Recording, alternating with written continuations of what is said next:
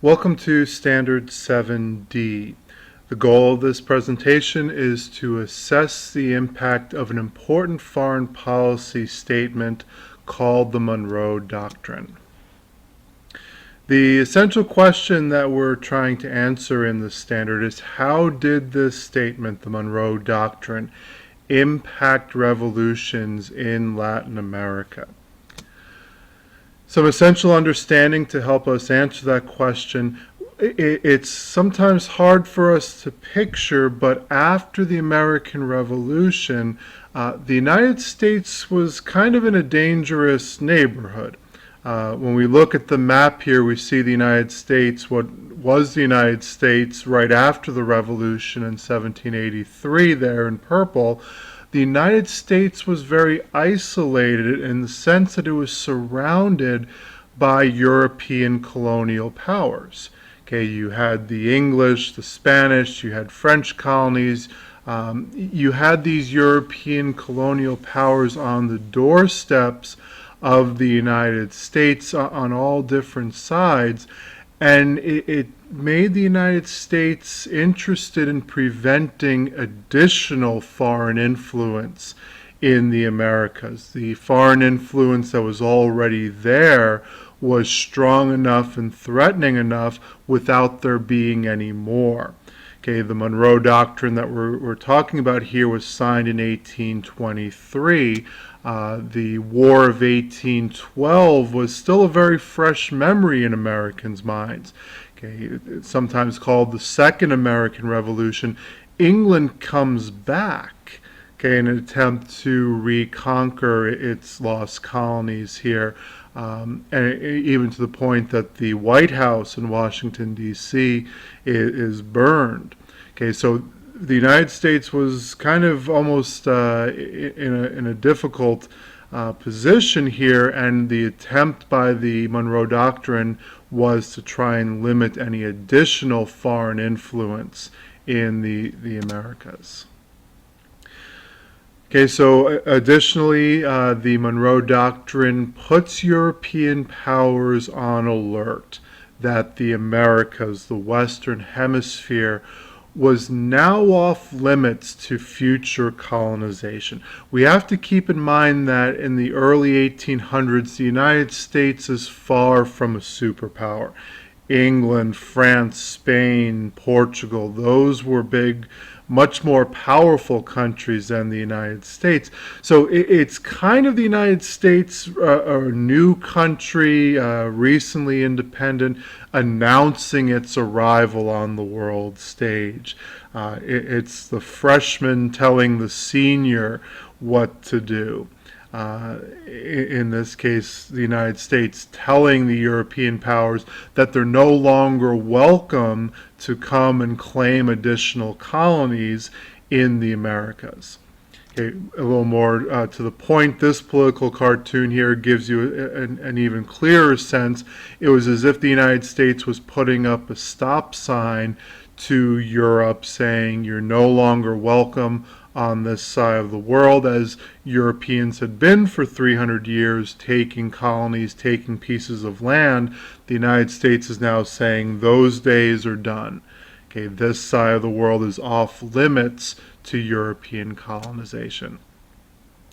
We see again in these maps here the main idea in Standard 7, the change that happened very quickly between Latin America in 1800, the top map, and the bottom map, Latin America in 1830, where all of the gray-colored areas, the areas controlled by European colonial powers, are going to be greatly reduced by 1830. In those 30 years, European countries are pretty much kicked out of the Western Hemisphere. You go back even further to the American Revolution in 1770s, European countries went from controlling almost all of the Western Hemisphere in 1770 to 60 years later in 1830 controlling very little.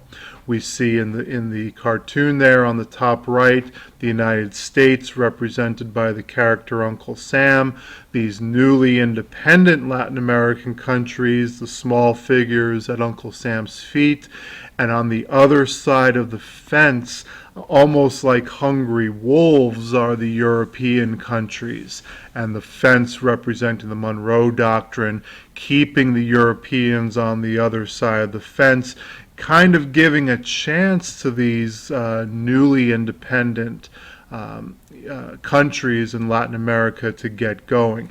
The United States was appointing itself kind of the guardian, the babysitter of these newly independent countries. Okay, our essential knowledge is we want to know some of these impacts, some of these effects of the Monroe Doctrine. Okay, the first bit of information we want to know is that the Monroe Doctrine was issued in 1823 by the American President James Monroe. That's where it gets its name from. A doctrine is really a statement of policy or belief. Okay, it's a policy that the United States was going to follow and in a lot of ways continues to follow. The United States does see the Western Hemisphere as its backyard to kind of police on its own. Okay, as part of the Monroe Doctrine, the United States officially recognizes these new countries as independent. In terms of countries, in terms of diplomacy, recognition by other countries is a big deal. Okay, it's basically a country saying to a new country, I recognize, I accept, I'm on board with your existence. Okay, I'm not going to challenge that you should still belong to another country. Recognition means kind of an official status that that country actually exists. So the United States is saying we recognize these countries. We accept that these are our new neighbor countries. Okay, they're no longer colonies, they're free and independent countries. The most important part of the Monroe Doctrine, though, is that the United States gives this warning to European countries that if the Europeans ignore that warning, the United States was saying the Western Hemisphere was off limits to the Europeans. But if the Europeans ignored that warning, the United States would treat that being ignored as a threat to its own safety. In other words, if Portugal came back trying to reclaim Brazil, or if Spain came back trying to reclaim Mexico, the United States would take those actions as a threat to the safety of the United States and respond in kind. Again, it's not that the United States was this huge, powerful country, but it did make things more complicated for the Europeans. It might have been possible for Spain to come back militarily and take Mexico or Venezuela or Peru back. But it would have been additional work now to have to fight the United States as well.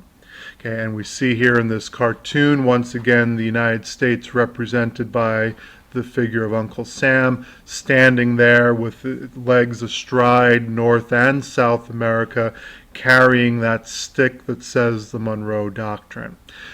This sets the stage for relations between the United States and these Latin American countries really up until the present day.